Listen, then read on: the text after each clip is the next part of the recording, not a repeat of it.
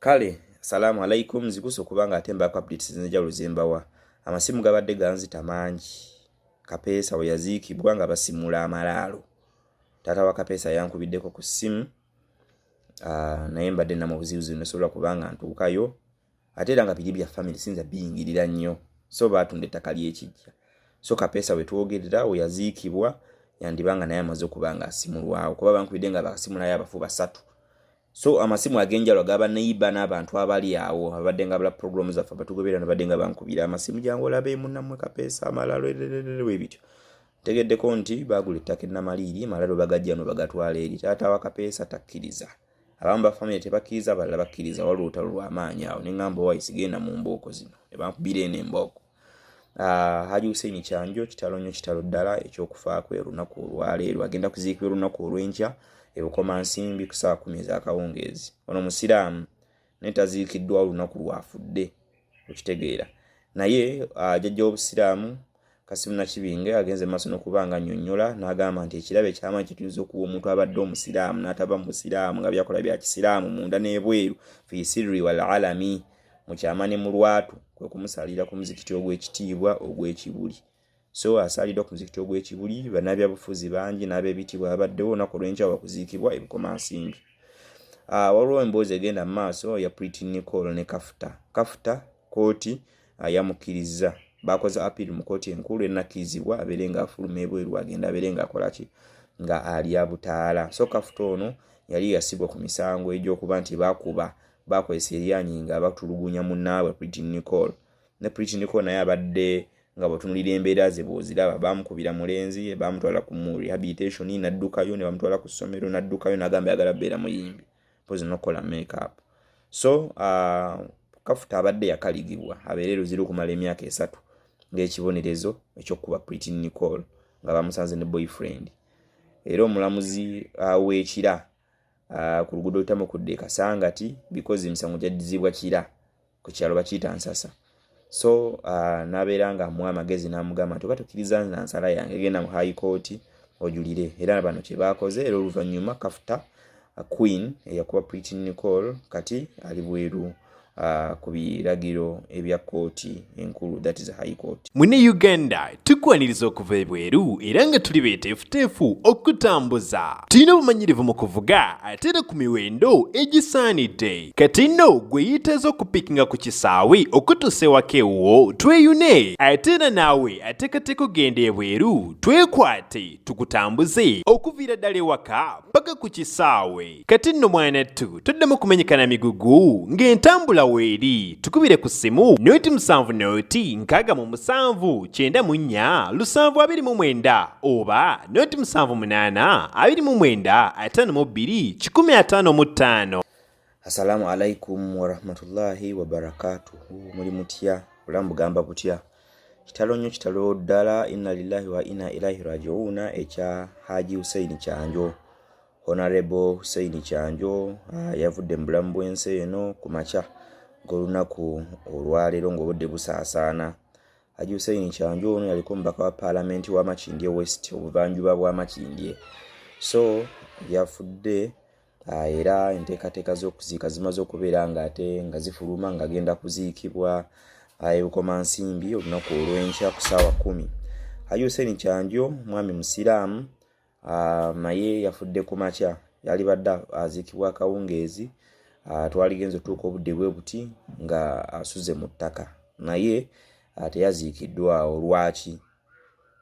Hajj Kyanjo bwe yamaze okufa Imam Kyeyune yakutte essimu n'akubira jjajja w'obusiraamu omwami Kasimu Nakibinge Kakungulu era ategeezezza mwami Kasimu jjajja w'obusiraamu Alhaji Kasimu Nakibinge Kakungulu n'ategeeza n'agamba nti baagadde nnyo omwami abadde omusiraamu atavudde mu busiraamu abadde akola eby'obusiraamu ng'alina obusiraamu obw'omunda mu mutima n'obw'okungulu.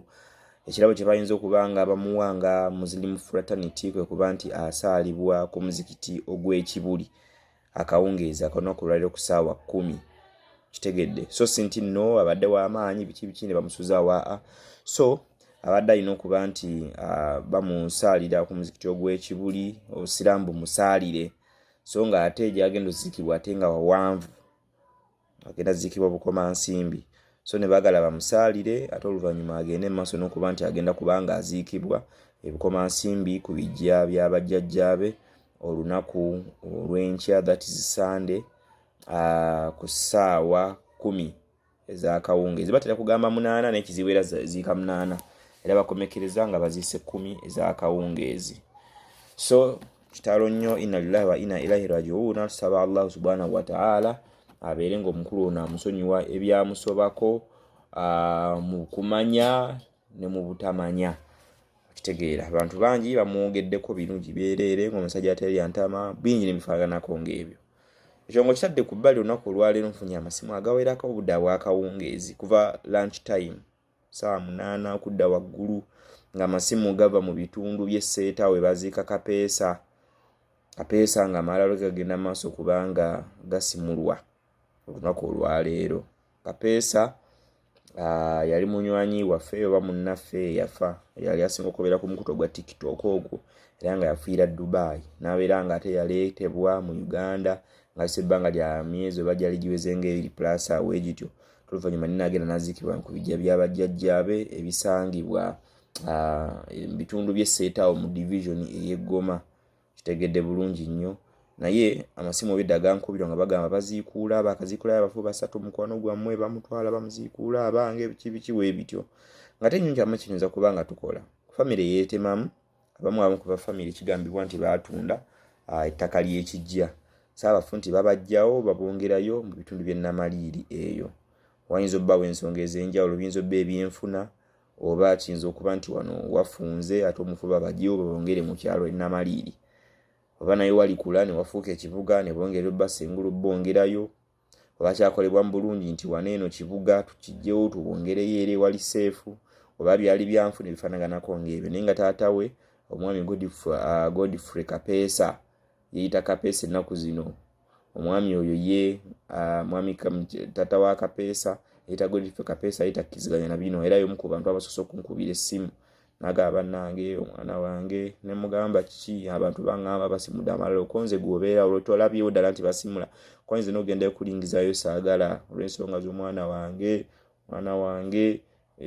n'abalala waliwo kitaawe taata wa Kapeesa naye yaziikibwawo Kapeesa gwabayita jjajja then ne jjajja wa taata wa Kapeesa okyawo n'omwami Ukirifu Kiyingi ye taata wa jjajja wa Kapeesa we naye yaziikibwawo saabafa abawerako nozanga bakunukiriza oba 200 abawera 20 n'okuyitamu abato basenga bataata bajjajja banna abalala nga omulimu gw'okusengula ogw'okusimula Amalaalo ogwo gubadde gukola ki ngukwajja nga kugenda mu maaso so nabyo ne bibeera nga bitambula bwe bityo mu mbeera efaanaganako ng'eyo.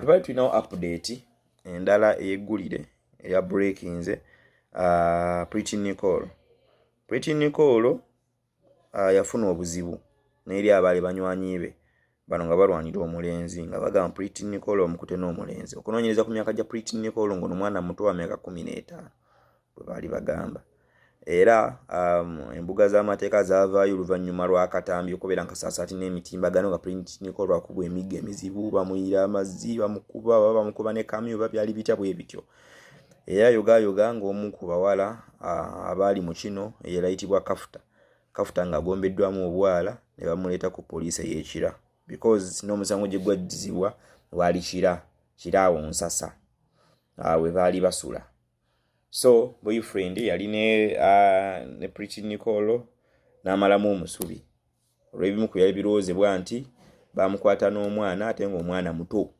mu myaka so singa ne baamugwako ne bamukwata yali atajja kuggulwako emisango egy'enjawulo omuli n'omusango ogw'okujula ebitannajja that is defilement it's a capital offense okitegedde bulungi nnyo so Cafta ne bamunyweza Cafta yaleetebwa mu kooti ey'ekira awo ku luguudo oluyitamu Ludde Kasangati mu maaso g'omulamuzi ebbanga eriyise emabega kooti n'ebaawo omulundi ogwasooka n'asindikibwa ku limanda ne bamuzza omulundi ogwokubiri ate paka Cafta bwe yanywezebwa omulamuzi n'amusindika eruzira agenda yebaka emyaka emeka 3 ng'ekibonerezo lwaki baakuba omwana omuto Kafta yalina emyaka 18 n'emyezi egigwamu. Pretty Nicole nga bagamba ali emyaka 15 awo n'egigwamu. Pretty Nicole just mugimu lwa mubiri n'ebbina erimwewaza oba kitegedda. So Kafta Pretty Nicole yali mu P6 ekibiina eky'omukaaga.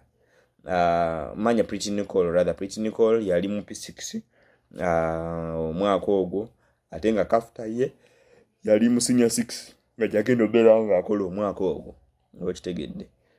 Kakati Kafta nabeera nga asindikibwa eruzira agenda ebaka emyaka bagindaba 3 era n'akaaba amaziga. Nagezaako okwegayirira family ya Pretty Nicole mu maaso g'omulamuzi abeere nga bamusonyiwa. Omulamuzi n'agamba ebyokuddamu kube bannammwe olw'ensonga y'abalenzi tetujja kubikkiriza. Omwana gwe mwakuba muto nnyo ng'oli myaka egy'abantu abakulu eze 18 n'emyezi egigwamu okitegeera. Omwana agezaako okwegayirira bambi madde nsoma senior 6 gye ngendamu okukola biki ngenda fiirizibwa n'ebirala bwe bityo. Omulamuzi n'amusindika naye n'amugamba bw'oba olabanga tokkanyiza na nsala yange genda mu high court okole ki ojulire. High court yenaakuta era munange wadde wayiseewo akabanga omwana ono ali mu kkomera eruzira mu nkomyo ne bakola appeal mu high court era high court gye yasinzidde n'emuggyako emisango. So Kafta yateereddwa kooti yamutadde embulaga oba okitegeera. Yamutadde ndowooza oba nayo yasinzidde ku mbeera zerabe zigenda mu maaso eza Pretty Nicole yasibya banne naye ng'ate gye bigenze okuggwera nga Pretty Nicole ono ate oyo bamututte ku basooka mutwala mu rehabilitation n'afumukayo emisinde n'abagamba nze ndi mulalu kutwa mu rehabilitation babagambako tenkose biragalalagala n'afumukayo. Yafuna muzira kisa mukyala otumanyi obungi ku TikTok bayita Queen German n'amukwata n'atakoba nga amuterekamu ssente n'amutwala ku ssomero okusoma. Tuba tuli awo atoloza Pretty Nicole nga tafumuuseyo emisinde. Pretty Nicole omunaye ng'afumuuseyo emisinde ku ssomero gye bamutwala okukola ki okusoma. Ezimu ku nsonga simanyi bw'aba yisomesa bamwogerera simanyi bamwogerako simanyi bamukoonako bbina lye simanyi biki bamutegera ekibatu baagala nabo mulya.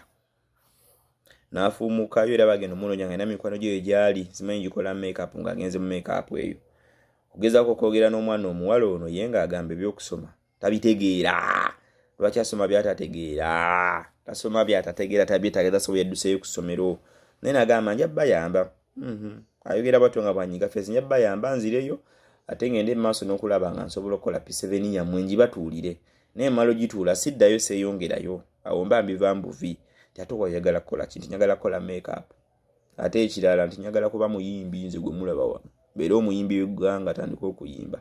Katusone ebintu ne bitabula abantu. Naye atandika okulaba sayidi ndala ne bagamba omwana yasibya munne yandibanga omwana nno alina problem ebizino problem nga byegatta wamu okitegeera. So abafamily abagenze okwongera okukola appeal okuba nti ate Kafta munnange bamutaasa enkomyo. So n'omulamuzi yavudde avaayo n'abeera nga atakafta misango ne gimuggyibwako Kafta era we twogerera essaawa yakakati Kafta ekiwandiiko kyamaze okuba nga kifuluma afulume okitegeera. So kooti ensukkulumu bagita high court bwe yamutadde Kafta ono ne bagamba fuluma ebweru mu emitayimbwa okitegeera olw'ensonga ABCDEFG paka ku Z fuluma. So bwe bityo nno bwe biri olunaku olwaleero.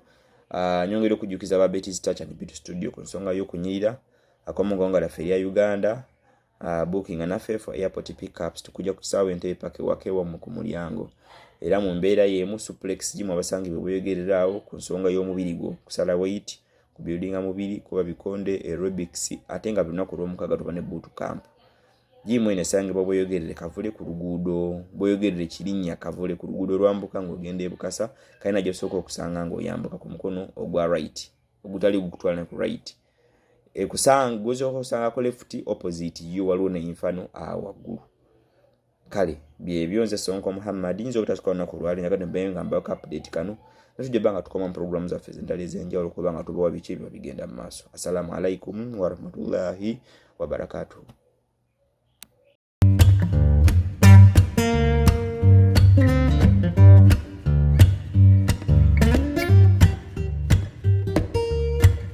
Naye buli lwa mukaaga wabaawo boot camp. So abantu abali around Bweyogerere, Kireka, kumpi ne Nambole, abantu abasula e Bukasa, Namanve, Kirinnya, Kireku, awo nawo n'okwetooloola awo. Buli lwa mukaaga wabaawo boot camp.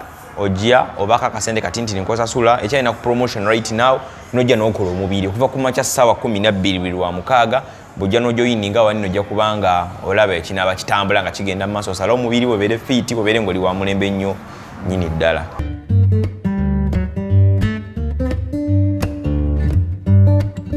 Mune Uganda tukwaniriza okuva ebweru era nga tuli beeteefuteefu okutambuza. Tulina obumanyirivu mu kuvuga ate era ku miwendo egisaanidde. Kati nno gwe yeetaaza okupikinga ku kisaawe okutuusa ewaka ewuwo tweyune ate era naawe ateekateeka ogenda ebweru twekwate tukutambuze okuviira ddala ewaka paka ku kisaawe. Kati nno mwanattu toddamu kumenyekana migugu ng'entambula weeri tukubire ku ssimu noti 7 noti 6 94 729 oba noti 78 29 52 155.